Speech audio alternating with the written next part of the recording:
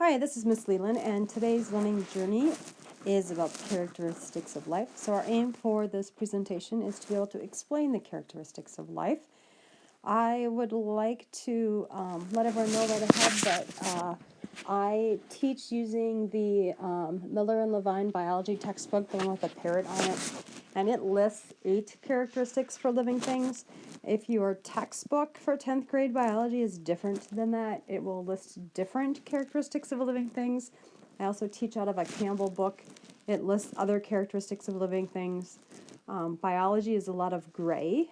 There's a lot of things are not black and white, and scientists try to group things, and there's discussions about how to group things, and sometimes there are even regroupings of things. You could kind of think of Pluto and the controversy about whether it was a planet or not. The new controversy in biology is whether or not we should consider a virus as a living thing.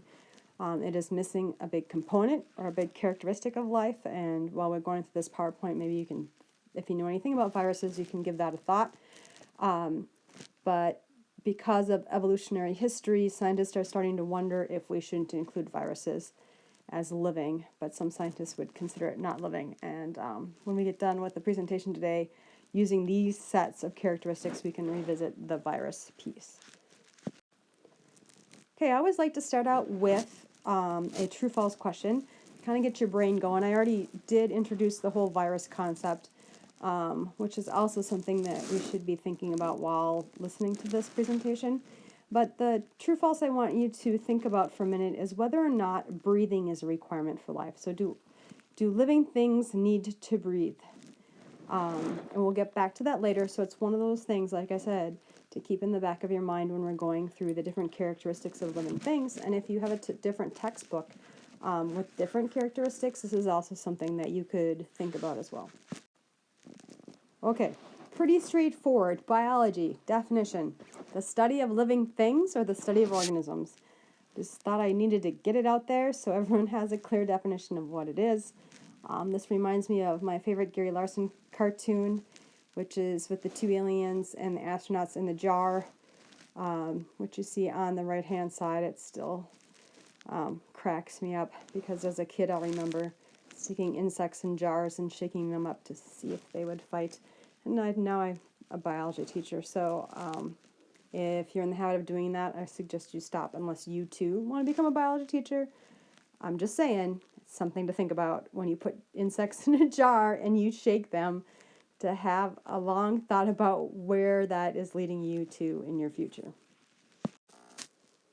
Okay, so for students in my class, and those of you that are using the Parrot book from Miller and Levine, there are 8 characteristics. And the first one is containing DNA. And DNA is the structure down here, which I'm sure most of you are familiar with from middle school or junior high school science. And DNA contains genes, and genes are the genetic material that parents pass to their offspring. And we'll talk about DNA later and how important DNA is and the type of instructions DNA gives your cells. Mostly DNA codes for proteins, and you are a result of your proteins and protein actions. And that will be talked about later in the protein synthesis unit, which I'll eventually hopefully get to putting a presentation together. But anyways, heredity is the ability to pass on traits from parents to offspring. And so you can see in that cartoon, those 2 T-Rexes, obviously with their short little stubby hands, cannot pass the potatoes, and their offspring can't pass the potatoes. And those adult T-Rexes would have had parents that couldn't pass potatoes as well. So it's that passing on of traits that is one of the requirements for living things. Okay, the second characteristic of living things is growth and development. Growth meaning adding mass, and development meaning changing form. So even if you think, it's really easy to look at how the life cycle of a frog, where it starts from eggs, goes to a tadpole, becomes a pollywog, right? And then eventually becomes a frog. That's very obviously a change in form. But humans also change in form too. When you think about what you look like as a baby and how large your head is compared to the rest of your body, your form actually changes. And when you become an adult, that proportion to your head to the rest of your limbs changes. Also, your adult features change. So you don't look the same. So not only have you gotten larger, but you've also developed and changed form. It's not as obvious as it would be with a frog, but it's still a characteristic that even humans have. The next one is response to their environment. So that's the third one, and that's responding to external stimuli. So something happens externally and it causes a reaction. And this can be all sorts of different things. The Venus flytrap on the left has little trigger hairs.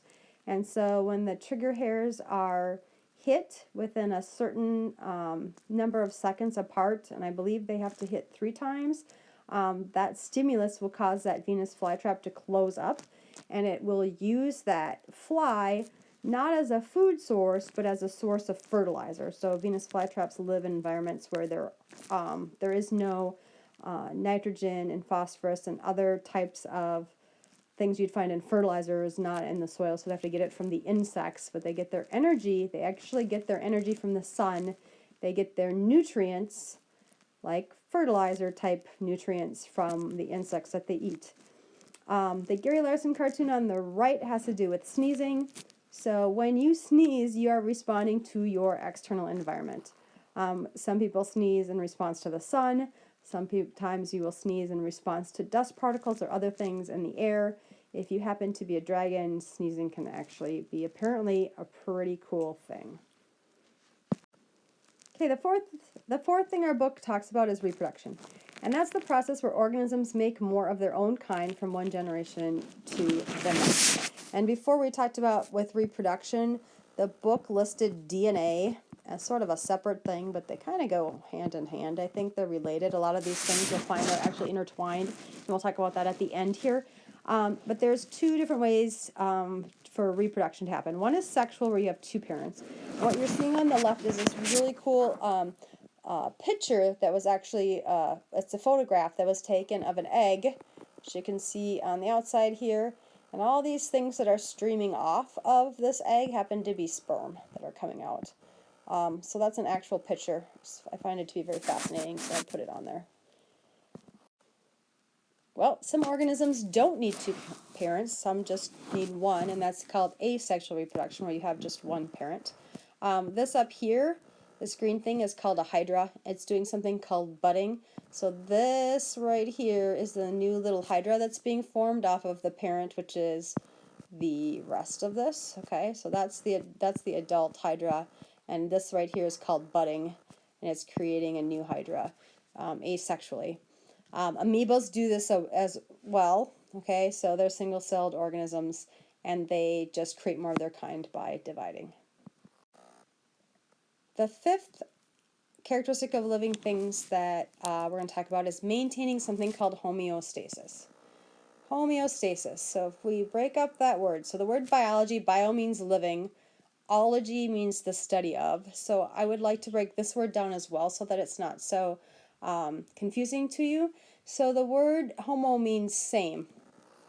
Okay, and it's really easy for most of us to remember that homo means same.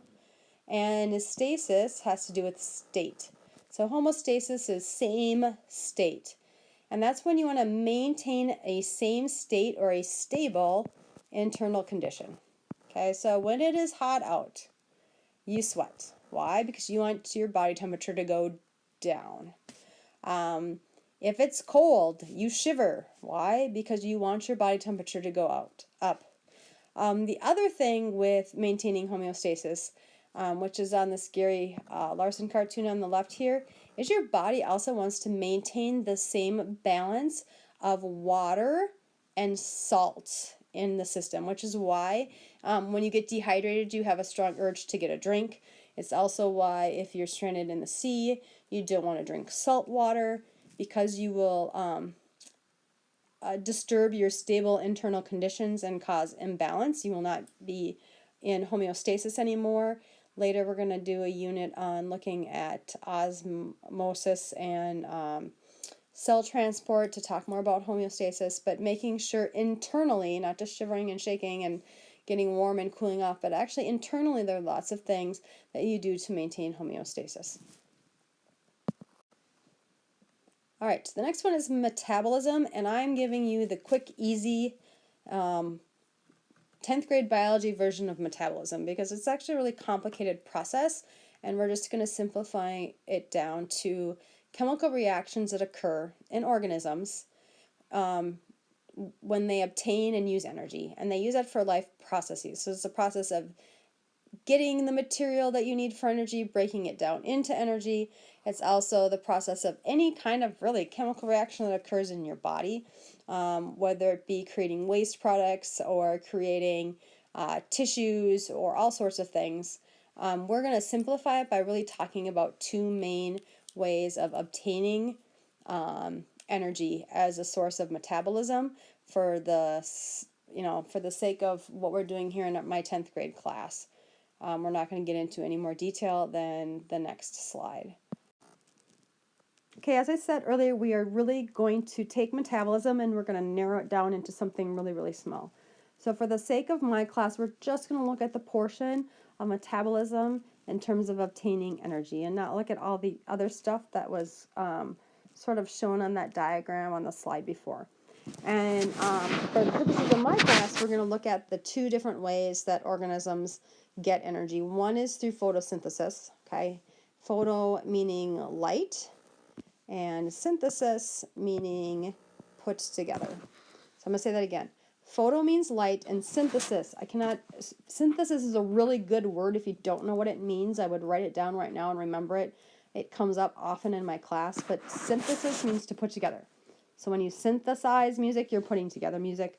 Lots of synthesis processes occur in biology, so you should really understand that word, and it can help you solve and answer a lot of questions, even if you don't know what the rest of the stuff is, just by understanding what the word synthesis is. So photosynthesis with plants, they make their own energy. They don't need to eat anything. They don't consume anything. You and I use them for energy, and we also use other organisms that use plants for energy. And later in ecology, we'll talk more specifically about names for those things. The big one being heterotroph. Hetero means other.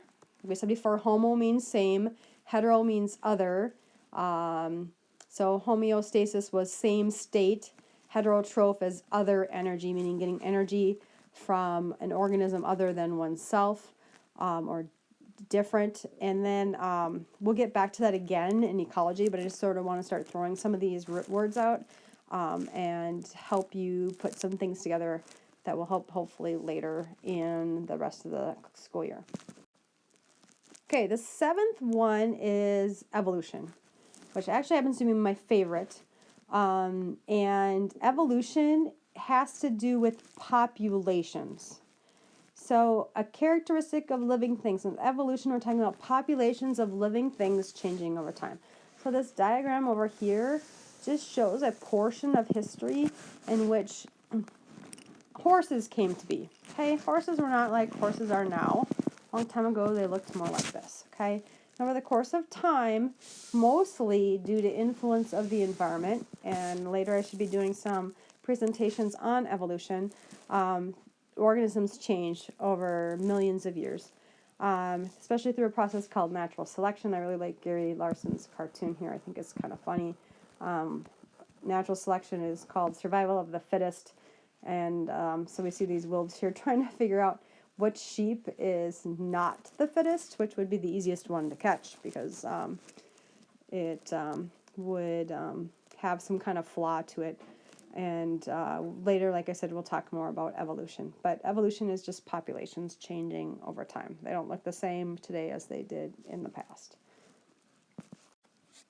Okay, and then the last one that I probably cannot stress the most is that living things are cellular.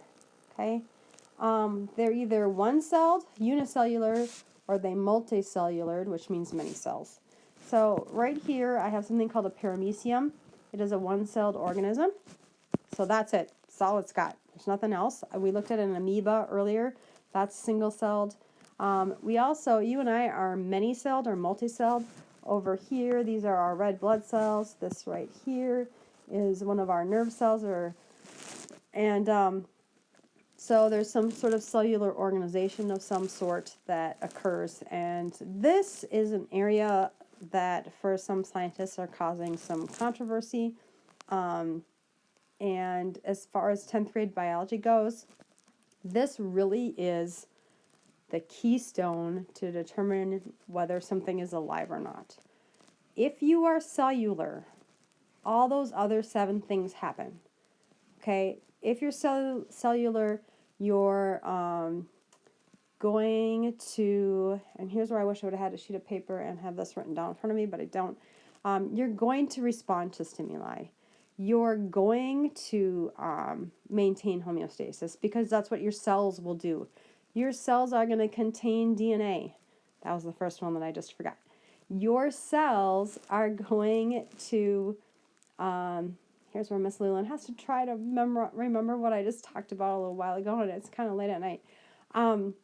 They're going to reproduce, right? They contain DNA. They're going to reproduce. They're going to create others of their same kind.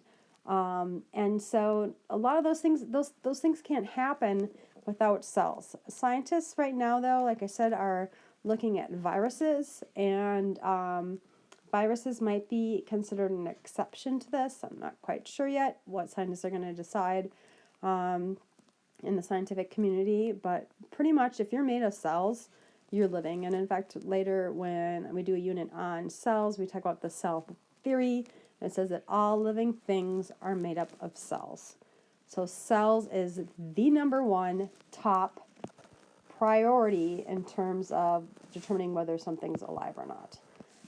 The other thing I kind of want to mention here is that when we look at some of those things, like reproduction, I've had students ask me before, what happens if someone's sterile? Does that mean that they're not living? Well, of course not. Okay, they're still living.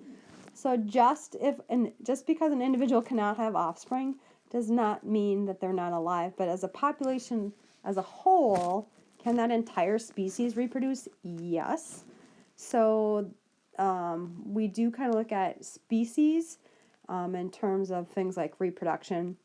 But like I said, that individual is made out of cells. Whether they can reproduce or not, yeah, it's considered a characteristic of living things, but it's not quite as important as the cellular piece. Okay, so now we're going to get into all living things move. And then the question at the beginning of this was that all living things breathe, right? So all living things breathe and all living things move. And I bring this up because I want you to all living breathe. I'm just going to shorten it up. So really it's all living things breathe.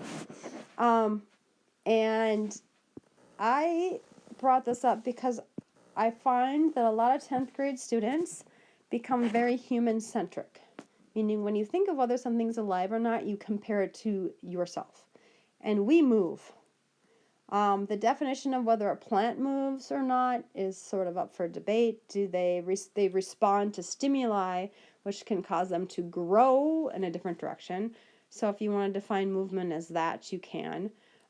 Breathing, how do you want to define breathing? As having lungs or as having an exchange between oxygen and carbon dioxide or carbon dioxide and oxygen? Plants actually do both oxygen, carbon dioxide, and oxygen, and we'll talk more about that later in ecology. But words like move and breathe are kind of vague. So really, I mean, I would say that it's false for both of these. You could argue them as being true, but you really would have to be very thorough in your explanation and defining breathing, but breathing and moving in the traditional sense that we use in normal conversation would make these false. So I call it street talk. So street talk would say that these are false. Could you really argue that the answer is yes? Yeah, plants do move in response to stimuli, but their movement is growth. But when people think of moving, you normally think of getting up on 2 feet and walking. Breathing usually assumes lungs. Okay, we're not looking at gas exchange.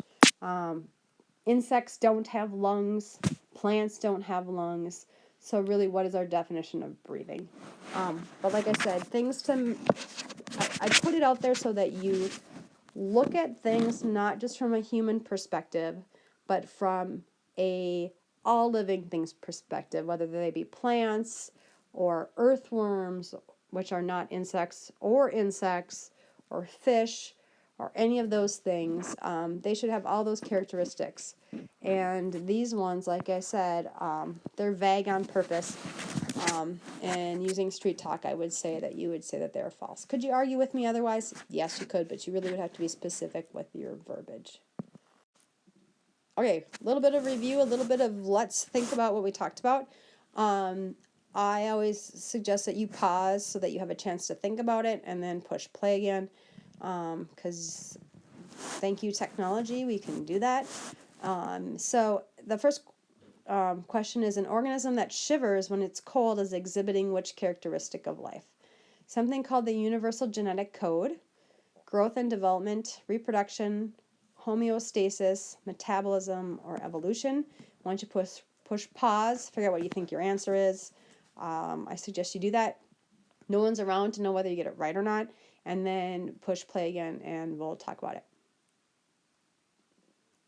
Okay, so this right here, shivering when it's cold, this is a response that we really do not have a whole lot of control over. Okay, so that's, and it's a response due to the external environment, right? So it's cold outside, we have no control over it, and it's causing us to shiver. The universal genetic code, by the way, is just how all organisms read DNA the same. We haven't talked about that right now, but we'll talk about it later. Okay, so growth and development, nah, not shivering. Reproduction, no. Homeostasis, homeo meaning same, right? I talked about that earlier. Stasis meaning state. This has to do with temperature, right? I want to maintain the same temperature. If I get too cold, I'm going to get hypothermic. If I get too hot, I'm going to overheat and cook my proteins, which we'll talk about later, and that's not a good thing. So this has to do with maintaining same state. Metabolism is more about chemical reactions that occur in terms of maintaining balance. And evolution is changing over time, and we're looking at population, and here we're just using the word organism, so we're obviously not discussing a whole population, we're just talking about one organism. Okay, the next question, to get a little deeper and to get you guys practice and think about things, is photosynthesis, the ability to use sunlight to produce energy, is an example of universal genetic code, growth and development, reproduction, homeostasis, metabolism, or evolution. Push pause when you're ready. Go for it. Okay, so photosynthesis. We said photo means light. I said synthesis is a really good word for you to remember. And I told you that with metabolism, we're really focusing more on this obtaining of energy. Even though metabolism is much more than that, we're going to focus on the obtaining of energy piece, which is photosynthesis. And it's also, like I talked about before, being heterotrophic and eating other organisms for energy. That will get introduced and reinforced in ecology. Okay, this one requires a little more thought and a little more processing. So which of the following is the most vital characteristic when determining if something is alive or not? Growth and development, responding to stimulus, evolving, metabolism, maintaining stable internal conditions, reproduction, composed of cells, containing genetic material. So I'm going to kind of simplify some of this for a second, and I'm going to give my definition right here for maintaining stable internal conditions. We actually gave that a word earlier, and that was homeostasis, right? Homeo meaning the same. Homeostasis. So that's what this is talking about. Good use of vocab words and practicing, because a lot of biology words are complicated. And when we talked about containing genetic material, we talked a little bit about heredity, right? And we also talked about DNA. So I'm going to write DNA down here too. These are strategies you can use when you take a test. Write down things that you already know. If you want to push pause now, and keep going through these and write little notes next to them to help narrow it down for you. That might be helpful, and I would suggest that you do that. And then when you push play again, what I'm going to do is go through and give you some more information on how you process these things, notes that you would write to yourself on the test, and then you can pause again and figure out what the answer is. And if you change your mind, you change your mind. Okay, so why don't you hit pause if you want to just take a stab at what you think the answer is.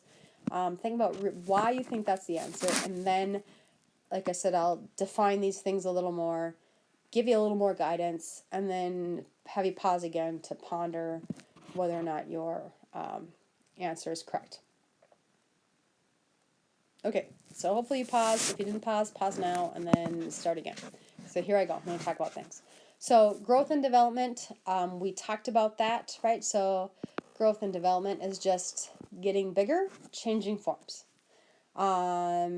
Everything grows, gets bigger, changes forms. Yeah, that's super important, okay?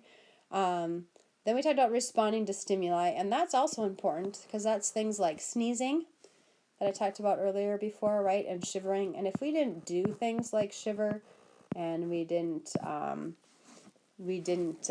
sweat, and we didn't do respond to stimulus that way, if we didn't jump when we got screamed at, that's sort of a reflex to your body sensing harm in the area. That is an important part for survival.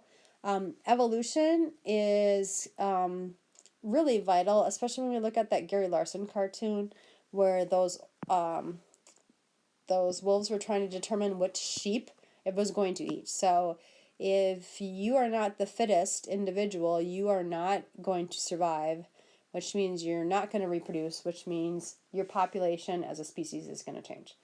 All right, metabolism is important because all life requires energy, and if you don't have energy, life ain't happening. Okay, reproduction. The only way to get more living things is to have living things, so we really need to reproduce in order to be alive, or we won't be here anymore. The last one is composed of cells. And that means that we're going to look at cell theory, right? So talked earlier a little bit about cell theory. We'll have a whole discussion about cell theory if I put together PowerPoint presentations on those, which is kind of my plan here. Cell theory says that all living things are made up of cells. So I'm going to have you stop for a second. Think about these things. There is one thing that is on here that does everything. One thing on here that needs to occur for everything else to happen. So why don't you push pause, think about it, what the basic building block for living things would be. Okay, hopefully you push pause and hopefully you picked something. And I'm going to go with composed of cells. And I say that because of the cell theory, that all living things are made up of cells just by definition of the cell theory. And the cells do all of these things. Cells contain DNA. Cells reproduce. They maintain homeostasis. They metabolize. Cells themselves don't evolve, but they have the material needed for evolution to occur. Cells respond to their stimulus in their environment. Okay, if the cell is cold, it sends a signal out that says, guys, we need to pull together and we need to start to shiver to warm up or we're going to die. And it's through cells that we get growth and development with cell division. So cells do all of these things. Okay, homeostasis is important, but homeostasis only occurs if we have cells. DNA is important, but DNA is only going to be able to do its job if it has a cell. Okay, so without DNA, if we just have DNA, we don't have life because we need the cell to perform the functions of DNA. And I could say that about the rest of that, but I think those are the two big parts that students sometimes get stuck on.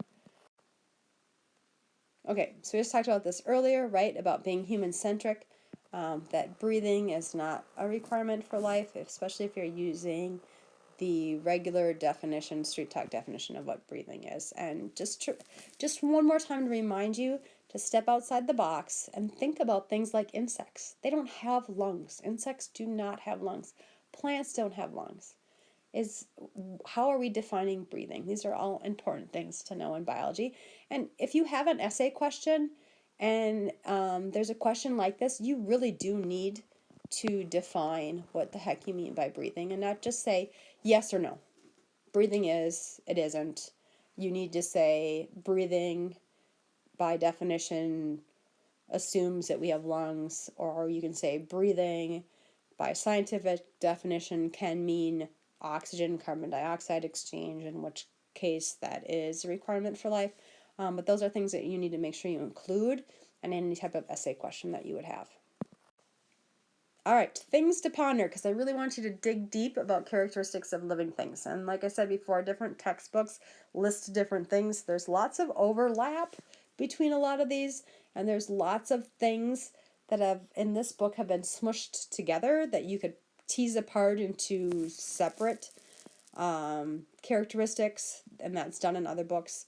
I would strongly suggest that you make a thinking map or a tree map with definitions for each of the characteristics. I get a lot of students who get vocabulary words wrong, especially the word metabolism, homeostasis, and those types of words get really, really stuck, especially metabolism and thinking about energy with metabolism, and homeostasis with same state, things like shivering and sneezing, and asking your teacher to go to the bathroom because, god darn it, you drank too much water during lunch. Okay, questions to think about. So all of these things, all organisms have lots of things going on and interactions between them. And so there is an interaction between response to stimuli and maintaining homeostasis, okay? And they work together. So I want you to push pause here, think about it, and then I'm going to talk about it in just a second here. So I honestly would like you to push pause, write down your thoughts, and then we'll have a conversation. Okay, so let's look at responding to stimuli. So I am it's warm out, I'm sweating. My response to my stimuli is I'm losing water. As I lose water, my body's going to say, excuse me, but we are out of balance. We're no longer in homeostasis because too much water has left. So my body's going to send signals to me that I need to go get a drink of water. Okay, so that would be an example of responding to stimuli and maintaining homeostasis and working together. Another one would be it's cold out. Because it's cold, you shiver. And why do you shiver? Because you want to maintain homeostasis or same state. You want to have the same internal temperature. And if the environment outside changes, your body responds so that it can stay in the same state. Same thing with sweating, shivering, things like that. All right, so the next one is how does maintaining homeostasis and metabolism work together? So I'm going to have you pause, take a minute, and then I'm going to explain it. Okay, so maintaining homeostasis and metabolism. And like I said, we're just going to focus with metabolism on obtaining energy. Your body needs a certain amount of sugar. We're going to focus on sugars. A certain amount of sugars on it. And I know when you no longer have the appropriate, for most people, the appropriate sugar level in your body, you start to feel hungry. And your body says, you know what? We need to go get something to eat. And that process is going to help maintain homeostasis. Metabolism, besides obtaining energy, can also has to do with carbon dioxide and oxygen exchange.